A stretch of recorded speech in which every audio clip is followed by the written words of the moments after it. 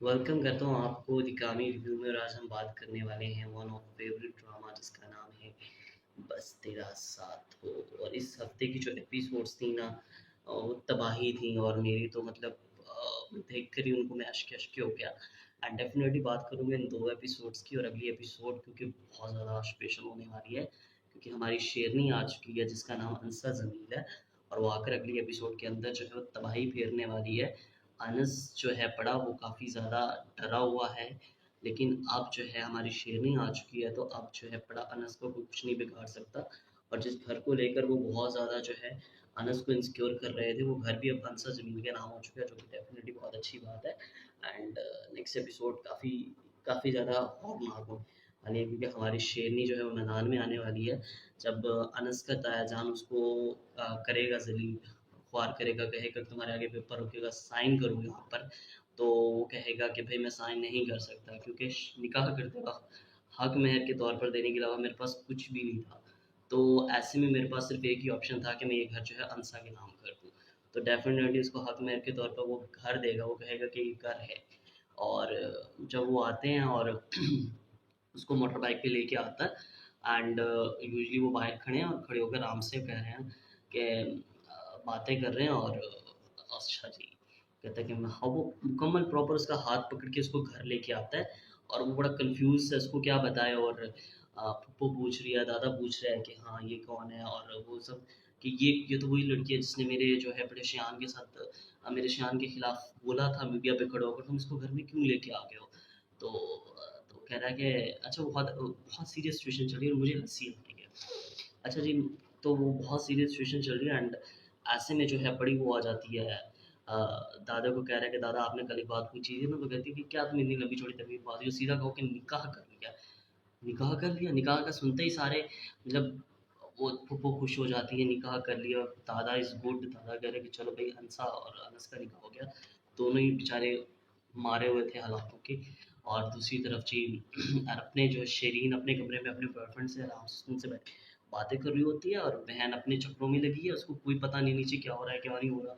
और भाई जाता भागा भागा, तुम चलो नीचे चलो, तुम्हें पता चलेगा नीचे असल आग तो नीचे लग रही हो। कहती तो तमीज़ नहीं है, तुम नॉक करके नहीं आ सकते। तो वो गई नीचे, वो कहती है कि हाँ वही, तो निकाह हो चुका है इन दोनों का। और वो इतनी सीरियस सिचुएशन चल रही है। और अंसा बैठी है और वो कह रही है कि पानी का गिलास ला दो। ये नहीं, वो खिदमतें शुरू हो गई, क्या है क्या चक्कर। लो भाई निकाह हो गया। अब जो है बड़ा शान हक्का बक्का उसकी माँ की बकी, और पूरा ख़ानदान कि भाई ये क्या हो गया। और फूफो फिर उसको कहती है कि उसकी माँ के खिलाफ जब वो बोलता है, तो वो आगे से कहता है कि ताई जान आप मेरी अम्मी के खिलाफ ऐसा कुछ नहीं बोलेंगी। अच्छा, फिर उसकी जो चाची वो कहती है कि ये यही वो जगह थी जहाँ पे इसका आप बैठे थे, बिल्कुल इसी जगह पे आप बैठे थे, तो यहाँ पर वो खड़ा था, वो खड़ा था। तो कह रही कि इसकी माँ को कह रही मेरी माँ के खिलाफ आप कुछ नहीं बोलेंगी। चलो ठीक हो गया, मैं नहीं बोलती। मतलब कि वो गुस्से में होती है, लेकिन वो मतलब ऐसा लग रहा होता है बहुत। वो कहते हैं ना कि अजीब सी सिचुएशन होती है कि ना बंदा सीरियस हो रहा होता है ना हंस रहा होता है, कुछ ऐसी मतलब की सिचुएशन होती है ड्रामे के अंदर जब ड्रामा बंदा देख रहा होता है। And it's to my personal experience, and वो अदर अदर एक्सपीरियंस भी हो सकता है। एंड डेफिनेटली ड्रामे के एपिसोड देख के मेरे पसीने आ गए होंगे, जो कि मेरे फेस पर शो भी हो रहे होंगे आपको कि हाँ ये है ये है ये। एंड डेफिनेटली वो है ये है, क्या है क्या ही क्या। तो तो मैंने जब देख रहा था, तो अब शेयान जो है वो बड़ा शैतानी दिमाग है, वो कुछ भी कर सकता है इन एवरी कंडीशन। जिस तरह से उसने पहले एक एआई वीडियो बनाई, एंड उस एआई वीडियो को फिर उन्होंने उनको तो अच्छा उस एआई वीडियो का अच्छा रिजल्ट निकला कि यहाँ पर अनस और अंसा जमील की अच्छा जो कहानी हमने सोची थी कि ना अच्छा ये हो जाएगा, वैसा कुछ हो नहीं रहा। डेफिनेटली हमारे सोचने के तो ऑपोजिट जिट हो रहा है, कहानी ऑपोजिट जा रही है, एंड अच्छा भी लग रहा है कि जा रही है। एंड आई लाइक इट वो सीन, जब वो बड़ी शेरीन बड़े आराम से बैठ के अपने बॉयफ्रेंड से रोमांटिक बातें कर रही है, नीचे जो आग लगी उसको पता नहीं था, वरना वो आकर जब मैं सोचूं कि शेरीन मिस है इस सब में, वो कहाँ है। तो फिर मेरा ज़हन गया कि वो तो मतलब बैठी है अपने बॉयफ्रेंड के साथ, फ़ोन से बातें कर रही है। उफ़! अच्छा हाँ, this is okay, okay, okay, okay, okay. And for that Anas को वो कहता है कि तुम मुझे ना डरपोक मत बिल्कुल भी पसंद, कि जब वो तुम बोल रहा था तुम बोले नहीं। तो वो बोलता भी है, शान को कहता है कि तुम तमीज़ से खड़े हो जाओ, अब ये तुम्हारी भाभी बन चुकी हैं एंड ऑल इट्स ओके। वो कह रही है कि हाँ हाँ, ये कब्र में भी गया ना तो मैं उसको निकाल के लाऊंगा, हम इस पे नाम लेके आएंगे। अच्छा, अब नेक्स्ट एपिसोड के साथ भी बड़ा जुल्म होने वाला है हमारे हीरो के साथ जिसका नाम अनस है। अनस, आप कब कब हीरो बनोगे आप? अंसा जो है वो कब तक आपके साथ खड़ी रहेगी? And one scene is very good, and one scene is very good and I like it. Tea partner होना चाहिए आपका, आपका टी पार्टनर होना चाहिए। तो कह रही है कि सुबह का अगर तुम सूरज भी कुर्सी पे ला के रख दोगे ना मेरी तरह, तो मैं नहीं मानूंगा कि भाई सुबह हो चुकी है जब तक मुझे चाय नहीं मिलेगी। तो चाय लवर्स के लिए I am with her. Ansa Jamil, I am with her, क्योंकि मैं भी आपकी तरह एक चाय लवर हूँ और मुझे भी चाय के बिना ना तो मेरा दिन होता है और मुझे अकेले चाय पीने में मज़ा आता है। लेकिन अगर टी पार्टनर हो तो और भी अच्छी बात है, क्योंकि अनसा के साथ उसका टी पार्टनर है और वो कह रहा है कि तुम रो मत, मैं आज मैं तुम्हारा टी पार्टनर हूँ। ये भी एक चीज़ थी कि वो बेचारी अपने बाप के मरने के बाद से अकेली थी। स्ट्रॉन्ग तो थी लेकिन वो मरने के बाद से वो बेचारी थी तो अकेली ना, मतलब उसके पास उसका बाप था नहीं, जो बाप चला गया। एंड दोस्त थे तो वो यूनिवर्सिटी तक थे, उसके बाद था नहीं उसके पास कोई। अनलाइकली वो अलोन थी, तो वो कह रही है कि भाई मेरा कुछ चाय पार्टनर हो। और कहता है कि आज से मैं तुम्हारा चाय पार्टनर हूँ। वो दादा के पास जाती है, दादा उसको देता है, वो प्रॉपर तैयार होती है और वो प्रॉपर तैयार होके आएगी अगले एपिसोड के अंदर। तो वो होगी बात देखने की। असल तबाही वही चीज़ होगी जो हमें अगली एपिसोड के अंदर देखने को मिलेगी। एंड डेफिनेटली मैं नेक्स्ट एपिसोड का भी इंतज़ार कर रहा हूँ, ये एपिसोड्स भी मुझे बहुत अच्छे लगे। अच्छा, ये जो ड्रामा है ना, ये मेरा वीकली फेवरेट ड्रामा है। इसके अलावा मुझे कोई मतलब टॉप क्लास भी कोई चल रहा तो मुझे अच्छा नहीं लग रहा। जैसे कि हमराही तो इस टोटली बकवास है, एंड दैन जंजीरें भी चल रही रहा है, लेकिन आई फील इट मुझे बहुत इंटरेस्टिंग लगता है, तो सिर्फ यही ड्रामा लगता है। एंड मैं इस पे ही हमेशा एक क्रिएटिविटी वीडियो बनाता हूँ कि हाँ मैं इस पे मुकम्मल बात करूँगा, मुकम्मल 2 एपिसोड्स देखूँगा फिर बात करूँगा। डेफ़िनेटली कुछ ड्रामे ऐसे होते हैं ना, प्रोमो देख के भी बात कर लेते हो।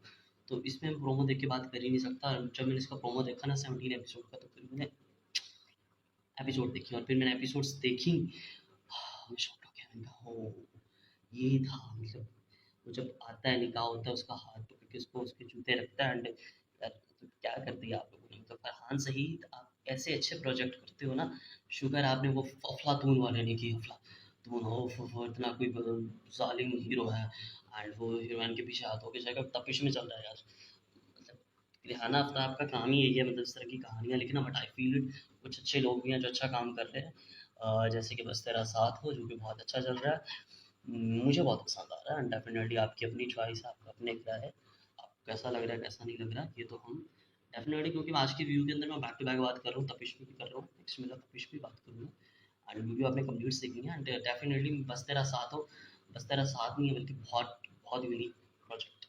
सो मिलता हूँ आपको नेक्स्ट वीडियो के अंदर। Subscribe mister Kami review, Kami review, मिलता हूँ आपको नेक्स्ट वीडियो के अंदर and take it with next video तपिश।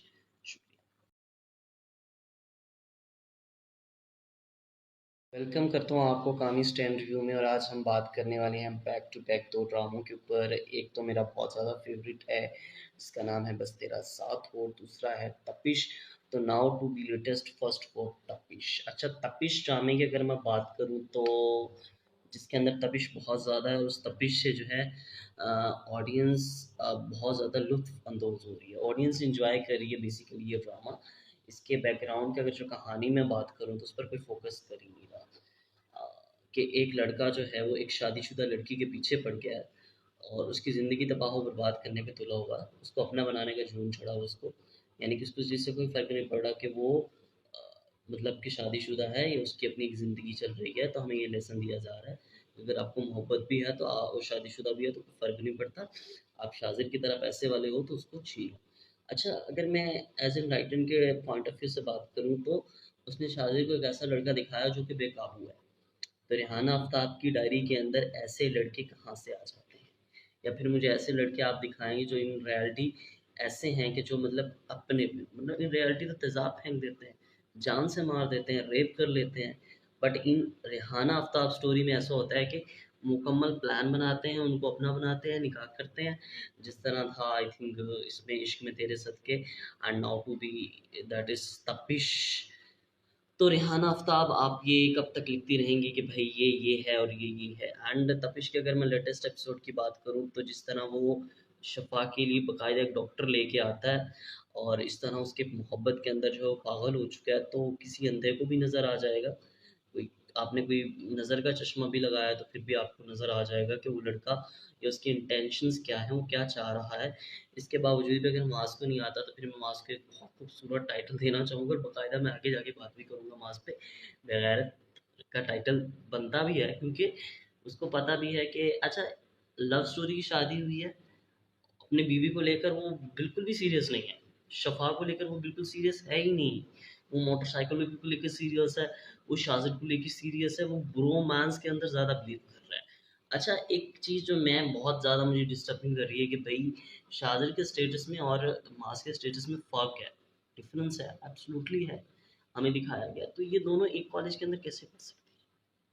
अब पर डे अगर कोई एक जॉब से वाली पर्सन और एक बहुत बड़ा बिज़नेसमैन का बेटा है, तो वो एक ही कॉलेज के अंदर कैसे पढ़ सकते हैं? ये बहुत डिफरेंट एंड टैगलाइन बात है। वही एक चीज़ फिर भी आ जाती है कि यहाँ पर कि हम जो हैं अब ये दिखा रहे हैं कि भाई आपकी ज़िंदगी में अगर कोई सो कोल्ड शाज़िब नाम का कोई बंदा आ जाए, वो आपसे बेइंतहा मोहब्बत करता हो, तो अच्छा अब ये स्कीम क्या लड़ाएगा इसको पाने के लिए, ये कहानी क्या बनाएँगे, इसके पे भी मैं थोड़ी नज़र डाल देता हूँ क्योंकि वीडियो थोड़ी बहुत लॉन्ग है, तो हम इस पे बारी-बारी स्टैंड रिव्यू के अंदर सब डिस्कस करता हूँ। ऑलमोस्ट मेरे जितने भी स्टैंड रिव्यूज़ आए हैं, उनमें ये बात कर दी है, कंप्लीटली बात किया एंड तपिश इतनी ज़्यादा है कि देखिए मेरे पसीने छूट रहे हैं इस पे बात करते हुए।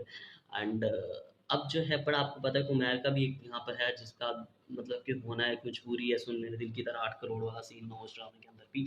तो शाज़िब जो है वो मास से इसको अलहदा तो करवा ही लेगा, यानी कि मास को शायद मार दे, 50-50 चांसेस मारे ना मारे, लेकिन इनकी डिवोर्स तो लाज़मी करवा देंगे। तो या तो फिर ये खुद शफ़ा को कहेगा कि तुम अगर उमैर को बचाना चाहती हो तो तुम्हें फिर डिवोर्स लेनी पड़ेगी, मास से और मुझसे शादी करनी पड़ेगी और उनके पास ऑप्शन तो है कि मास के पास तो इतने पैसे हैं नहीं और वैसे भी मास को क्या ही ज़रूरत है। एब्सोल्युटली उसको बाइक मिल गई है, जॉब मिल गई है एंड शाज़िद का कमीनापन ए लेवल पे जा रहा है, ओ लेवल पे नहीं जा रहा, ए लेवल पे जा रहा है एंड वो सब कुछ स्कीम लगाकर जो है वो शफ़ा को मारने की कोशिश करेगा एंड इसका ओएसटी जो मैं रब से मैं मांगता फिरता हूँ जो दुआ तुम हो, तो दुआ रब से करना हो रहा है लेकिन खुद जो है कम्युनिटी दिखाना वो ज़्यादा है सीरियसली एंड टोटली वो कहता है ना कि डिसपेरेमेंटिव। सो हाँ, मुझे ये ड्रामा जो है फ़िलहाल एंटरटेनमेंट के हिसाब से देखा जाए तो अच्छा है, बट मुनीब की थोड़ा ओवर एक्टिंग है एंड आपको इसने थोड़ा बहुत एक्स्ट्रा प्रो मैक्स लिख दिया आपने। हर दफ़ा आप दिखाते हैं लेकिन इसमें आपने थोड़ा एक्स्ट्रा लिखना था क्योंकि ऑडियंस को इस तरह के ड्रामे पसंद आते हैं एंड कसूर ऑडियंस का भी है, सारा प्रोडक्शन का और राइटर का भी नहीं है क्योंकि जिस तरह की आप लोग चीज़ देखेंगे उस तरह की रिक्रिएट करके आपको ज़रूर दिखाएंगे कि जिन दफ़ा भी वो बना रहे हैं व्यूज़ तो उनको मिल ही रहे हैं ना, टीआरपी भी मिल ही रही है, तो फिर क्या ज़रूरत है कोई मास्टर से ऐसी कहानी उठा के लेके उस पे बात करने की। एंड अब मैं बात करता हूँ उस कैरेक्टर के ऊपर जिस कैरेक्टर पे मैंने अल्फाज बचा के रखे हैं, मास बेगैरत प्रोफिट्स, बिल्कुल जी, उस पे मैंने अल्फाज बचा के रखे थे और मैं बात करनी है। हेलो एवरीबॉडी, सो वेलकम करता हूँ आपको दिकामी रिव्यू में। और आज हम बात कर रहे हैं तपिश, और तपिश के अंदर जो तपिश है ना वो बहुत ज़्यादा है बड़ी। जी बिल्कुल, आज की वीडियो के अंदर मैं बगैरत प्रो मैक्स की भी बात करूँगा जिसका नाम माज़ है। आईफोन प्रो मैक्स तो आपने सुना होगा लेकिन आज मैं फर्स्ट टाइम आपको बताने वाला हूँ बगैरत प्रो मैक्स जिसका नाम माज़ है, जो कि मोटरसाइकिल लेकर उसको नज़र नहीं आ रहा कि जफ़ा जफ़ा करने वाला ये जो लड़का है ये असल में चाहता क्या है। कोई इतना भी बेवकूफ़ या पागल नहीं होता या कोई इतना भी वो नहीं होता। अगर तुमने पसंद की शादी की और तुम अगर जफ़ा को पसंद करते हो तो लोग अपनी मोहब्बत को लेकर तो काफ़ी ज़्यादा जो है वो हो जाते हैं। उनको समझ आ जाती है कि अगले बंदे के दिल में क्या फीलिंग है। एज ए मैन मैं पहचान सकता हूँ भाई अगले बंदे के फीलिंग में वो किस नज़र से किस औरत को देख रहा है, क्योंकि आई न्यू इट। फिर भी आपको नज़र नहीं आ रहा तो यार फिर आप किस मिट्टी से बने हैं यार। मतलब कि आपको तो नज़र आ जाना चाहिए था। बल्कि आपको तो जिस तरह वो अब लेटेस्ट एपिसोड के अंदर उसके लिए डॉक्टर लेके आया, जफ़ा फ़ील कर रही है, जफ़ा को पता चल रहा है कि उसको किस नज़रों से देख रहा है। लेकिन तुम किस मिट्टी से बने हो कि तुम्हें नज़र ही नहीं आ रहा कि वो किस किस तरह उसको देख रहा है या उस पे फ़ोकस कर रहा है। अब नेक्स्ट एपिसोड के ऊपर सोने पे सुहागा उसको गजरे भी देगा। मीन्स कि आप क्या कोई अंगड़े लूले हो, कोई भंग पी रखी, कोई ड्रिंक ड्रूंक कर रखी है जो आपको शायद नज़र नहीं आ रहा। मतलब कि वो कहता है ना कि अलग ही लेवल का बंदा था। इट्स मीन टू कि वो भी अलग ही लेवल का बंदा है। मतलब कि उसको कुछ नज़र ही नहीं आ रहा। वो बिल्कुल मतलब कि ऐसी कौन-सी तुम्हारी मतलब याराना था बचपन का याराना, याराना जो तुम्हें गिफ्ट्स भी दे रहा है, ये भी कर रहा है, वो भी कर रहा है। इसके बावजूद भी तुम्हें नज़र नहीं आ रहा, तुम अंधे हो गए हो। मतलब मास तुम मतलब कि कुछ सेंसेस है ना हमारे पास अपने, मतलब कि जफ़ा की पर जो उसकी नज़र है, पार्टी के अंदर अच्छा कहता है कि मेरी मेरी नज़र ना तुम पर है। और माँ की माँ भी बात कर रही होती है बहन कि ऐसी लोगों की वजह से ना दुनिया चल रही है, वाक़ई बात। ऐसी लोगों की वजह से ही दुनिया चल रही है, वरना दुनिया कब की बंद हो चुकी होती है। ये जो होते हैं ना शाज़िर जैसे लोग, कब्ज़ा माफिया लोग, इन्हीं की वजह से दुनिया चल रही है बहन। तूने ठीक कहा, वरना दुनिया कब की ख़त्म हो गई होती, तबाह बर्बाद हो गई होती। एंड शाज़िर जो कहता है मुजफ़्फ़ा तुम्हें ही देख रहा था, तुमने कुछ खाया नहीं, मैं तुम्हारे लिए कुछ मंगवा दूँ, कहती मुझे ज़रूरत नहीं है। अच्छा मुझे अच्छा लग रहा है कि जफ़ा उसको फुल एटीट्यूड दे रही है। जो चीज़ माज़ नहीं करनी चाहिए थी ना वो जफ़ा कर रही है, एंड जो जफ़ा को करना चाहिए था ना वो माज़ कर रहा है। मतलब क्या है, कोई क्या चक्कर क्या है तुम्हारा? जफ़ा तो समझेगी ना कोई गलत चक्कर है माज़ और उसका, तो तुम उसको उसके में शर्म में डाल रही हो, लेकिन उसको ये भी लगेगा भाई ये बंदा तो डायरेक्ट डायरेक्ट उस पर पनियाँ फेंक रहा है, तो ज़ाहिर बात है केस वहाँ का वहाँ है। तो आज की वीडियो का स्पेशल उन्वान भी यही था कि भाई जो माज़ है ना वो बेगैरत प्रोमैक्स है। आई डिस्क्लेमियर, मैं कह रहा हूँ कि ये बंदा जो है वो, इसको अभी भी होश नहीं आया ना, तो ये बीवी जो है बेच के बैठेगा। मैं मान लो भाई बेच के बैठेगा। सो मिलता हूँ आपको अपनी नेक्स्ट वीडियो के